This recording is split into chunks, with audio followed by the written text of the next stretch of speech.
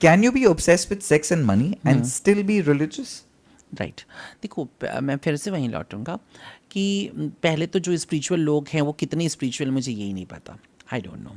मैं इस बारे में बोल रहा हूँ। आप जिनसे मिले होंगे, मैं भी बहुत लोगों से मिला हूँ, उनमें से कितने स्पिरिचुअल हैं मुझे नहीं मालूम। ये दाढ़ी बढ़ा लेने से या टोपी लगा लेने से या ऊपर से मूंछ काट लेने से या गेरुआ वस्त्र पहन लेने से या सफ़ेद कपड़े पहन या इस अटायर में मैं बैठ गया हूँ, इसका मतलब ये नहीं है कि इनमें से कोई चीज़ मेरे स्पिरिचुअल होना प्रूव कर देती है। कुछ मंत्र जप लेने से, एक मठ बना लेने से, एक ट्रस्ट बना लेने से, इससे भी नहीं लगता। कुछ अच्छी अच्छी बातें धार्मिक कर लेने की या सो कॉल्ड फिलोसफिकल बातें बहुत गंभीर सा चेहरा बना करके और उसके बाद एक बहुत बड़ी फॉलोइंग तय कर, पीआर अपना सेट करके बहुत बड़ी फॉलोइंग बना करके मिलियंस में अपने व्यूज़ ले, इससे भी स्पिरिचुअलिटी तय नहीं होती। ये स्पिरिट की बात है, ये तो भीतर ही बंद रहेगी। जैसे कुरान में एक बड़ी खूबसूरत बात आती है कि सिर्फ अल्लाह जानता है कि कौन मोमिन है और कौन काफिर है, यानी कौन पवित्र है और कौन नास्तिक है। ये ईश्वर के अलावा कोई नहीं जानता है, लेकिन मुल्ला तय करता है कि कौन काफिर है। जबकि कुरान कहती है तुम नहीं तय कर सकते हो, अल्लाह तय करेगा, लेकिन मुल्ला तय करता है।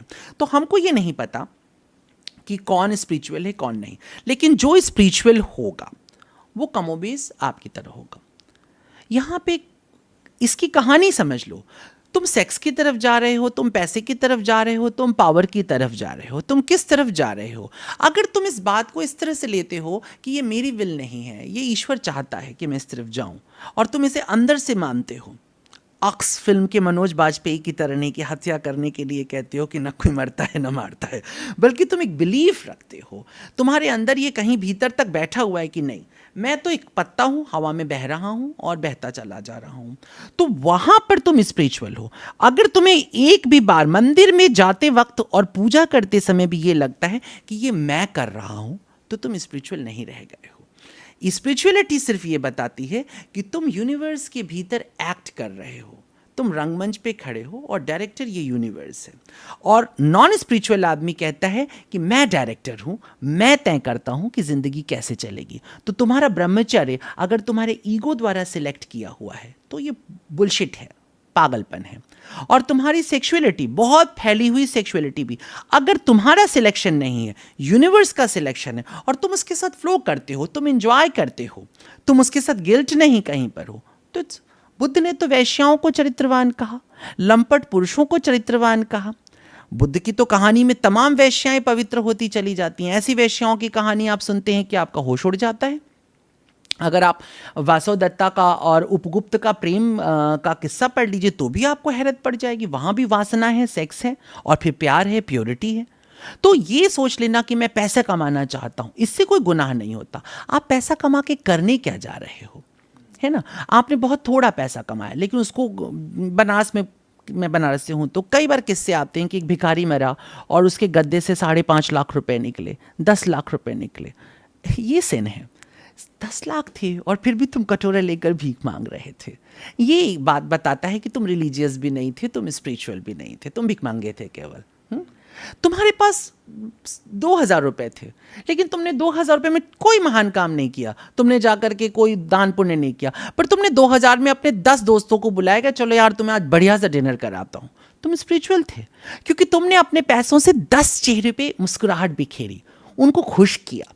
स्पिरिचुअलिटी यहाँ पर है। अगर तुम सेक्स में भी किसी को प्लेजर दे रहे हो, उसको आनंदित करते हो। महाभारत में एक किस्सा आता है, कथा आती है उसके अंदर, कि जब गंगा पहली बार उतरती है तो शांतनु के पिता के पास, यानी प्रदीप के पास पहुँचती है। तो जब उनके पास पहुँचती है तो उनकी वो दाहिनी जंघा पे बैठ जाती है आकर के, और आने के बाद उनसे कहती है कि तुम मुझे सेक्सुअली सेटिस्फाई करो। तो वो कहता है कि मैं ये नहीं कर सकता हूँ क्योंकि मेरी शादी हो चुकी है। और ऐसे में बोलती नहीं, वेद में है, अब मैं महाभारत बता रहा हूं कि वेद का आदेश है कि यदि कोई काम पीड़ित या काम पीड़िता अगर तुमसे ये कहता है कि मुझे तुम फिजिकली सेटिस्फाई करो, तो तुम्हारा धर्म हो जाता है कि तुम उसे सेटिस्फाई करो।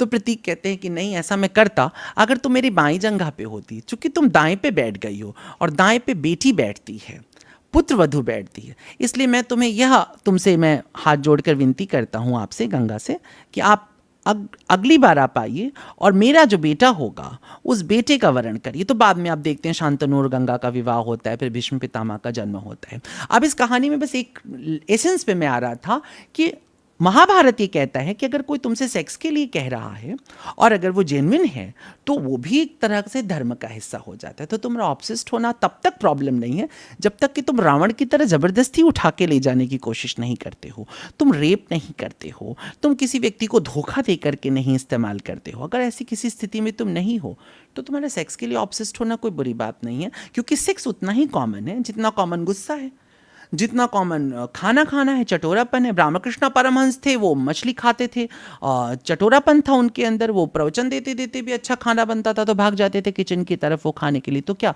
खाने के लिए ऑब्सेस्ड है? दुनिया में रहने के लिए कोई तो चीज़ होगी जो तुम्हें ऑब्सेस्ड करेगी, जो तुमको बांध करके रखेगी। तो आई डोंट थिंक कि किसी व्यक्ति के लिए कोई प्रॉब्लम है।